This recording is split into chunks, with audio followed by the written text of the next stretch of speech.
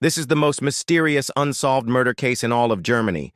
It's a crime so puzzling that even the police have given up trying to solve it.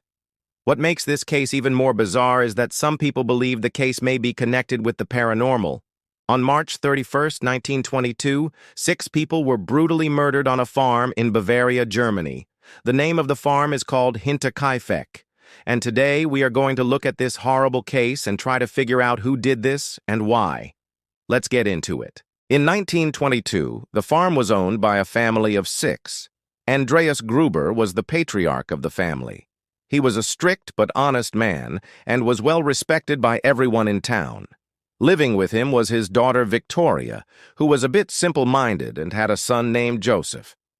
Then there was also Cecilia, who was the wife of Andreas's son and lived on the farm with her 2 children, Margaret and Joseph. And finally, there was also a maid living on the property named Margarita.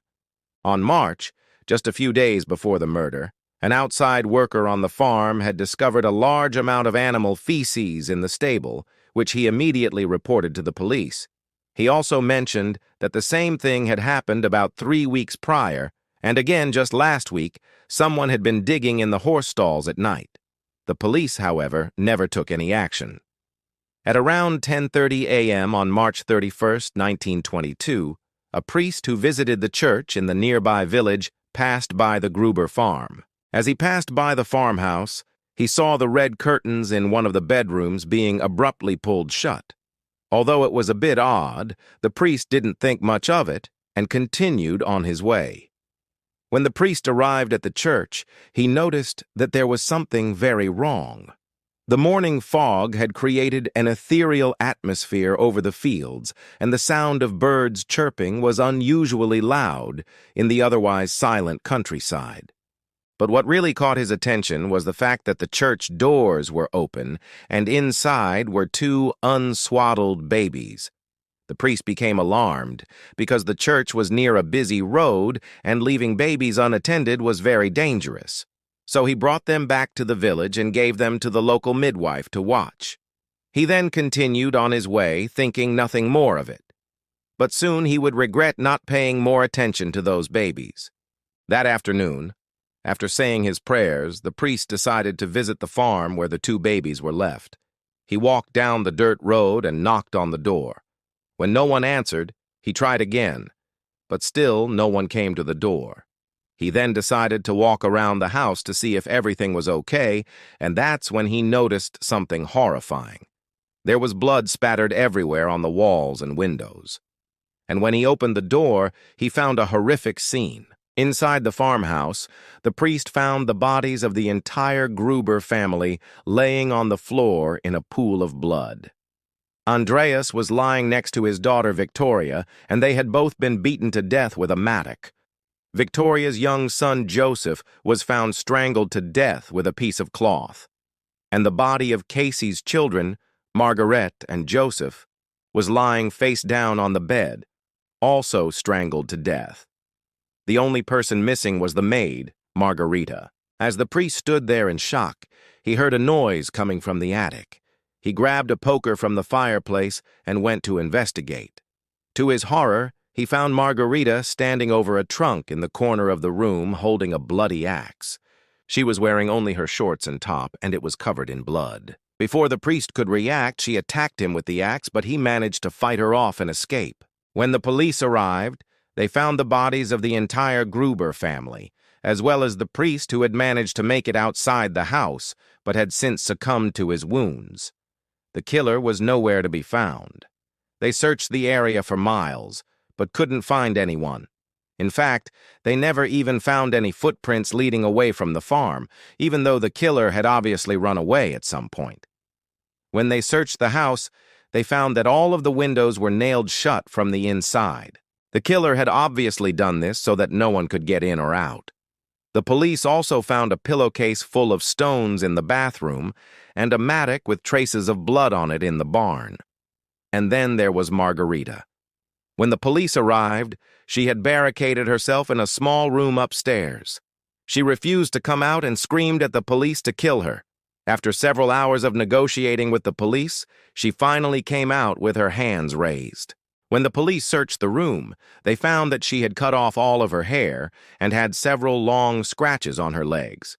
She claimed that these were from a cat, but the police weren't convinced. To this day, no one knows what exactly happened on that farm, although the police have a few theories.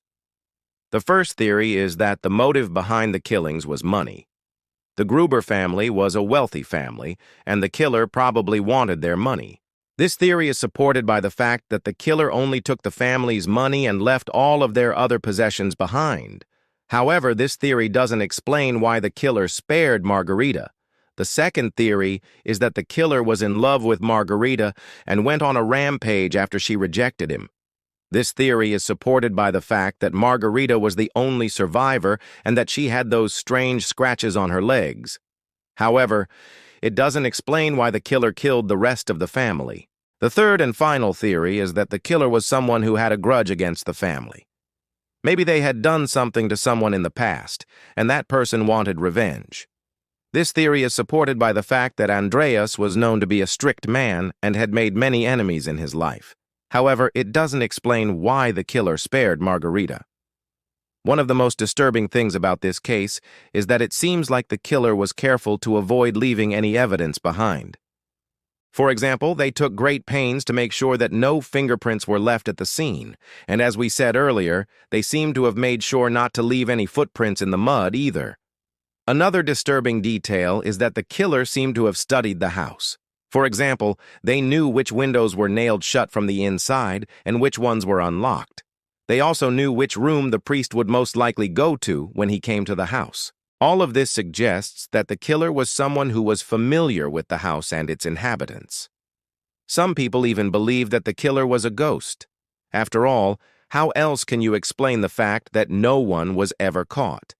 If this were to be true, it would make this the only unsolved murder case in history to be connected with the paranormal.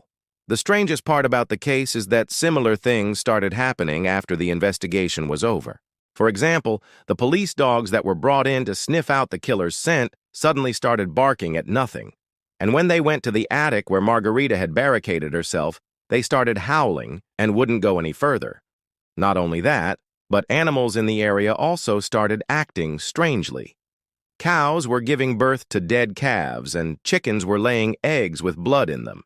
Even the crops in the area started withering away. Some people even say that the area around the farmhouse is still haunted to this day. They say that if you walk around the farmhouse at night, you can hear the screams of the victims, and if you listen closely, you can even hear the sound of an axe being swung. What do you think? Was this a case of a deranged lover, a disgruntled neighbor, or maybe something more sinister? Let us know your thoughts. And don't forget to subscribe for more videos like this one.